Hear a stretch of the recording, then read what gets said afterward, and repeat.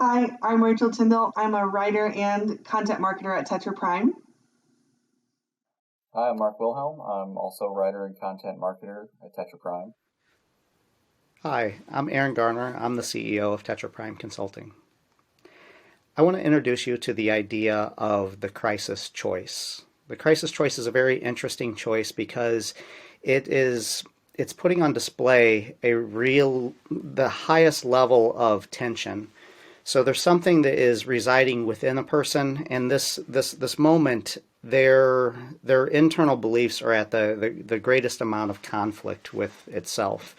So it truly is a crisis, and this is the moment that we're going to find out if the thing that we have previously learned in the rock bottom moment, the insight that we've gained from that, if this new insight is going to be applied into action. So, in Inside Out, the obligatory scene is the one where sadness touches the core memories when Joy and Sadness arrive safely back at headquarters. Everyone wants Joy to fix Riley's life. She's even gotten on a bus to run away back to Minnesota.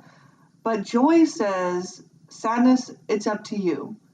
Everyone is incredulous about the fact that Sadness can fix the situation. Even Sadness herself.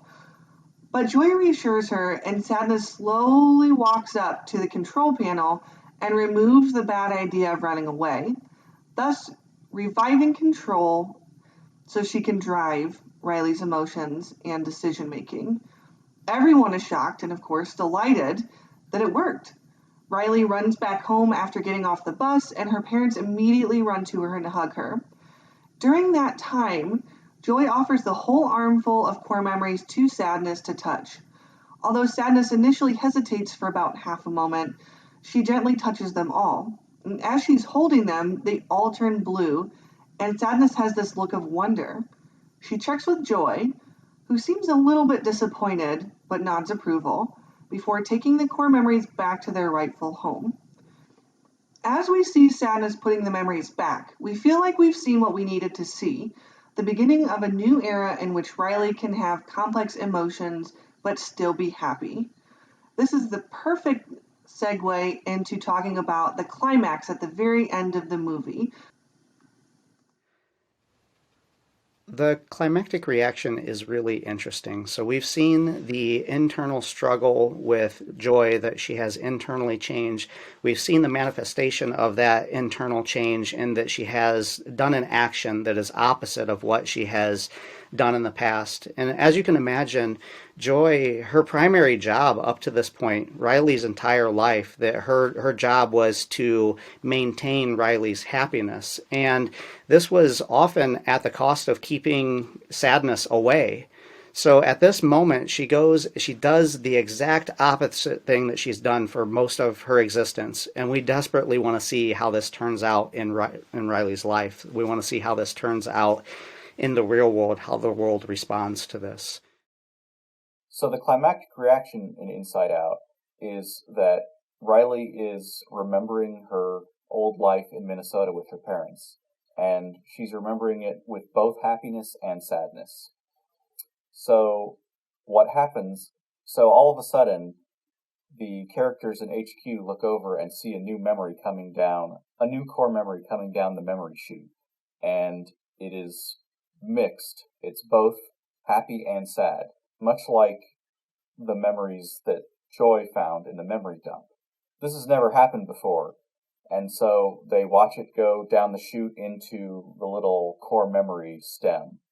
And so essentially, as Rachel mentioned earlier, it's the beginning of a new era of all of Riley's new core memories are have mixtures of different emotions. We flash forward a couple months and we see that all of her emotions are now mixed. So there's mixtures of sadness and anger, disgust and fear, happiness and sadness. But we also see that she has new personality islands that have developed because of these more complex memories. And we see that she is becoming more, we see that her character is becoming more enriched and she's becoming more of a fully developed person with a deep inner life and complex thoughts and emotions. So, in essence, the climactic reaction is that Riley grows as a person. But one more thing that happens during the climactic reaction is that the control panel in HQ gets upgraded to reflect the fact that Riley is a lot more complex now. But the characters notice that there's one button on the control panel that says puberty, and so there's a funny moment where everyone is trying to figure out what that means, and they decide that, it probably won't be that big of a deal. They'll find a way they'll figure it out, whatever it is. So we have kind of a fun setup that even though this particular story has ended, there are probably going to be more stories in the future as Riley continues to grow as a person, and that really the stories never end.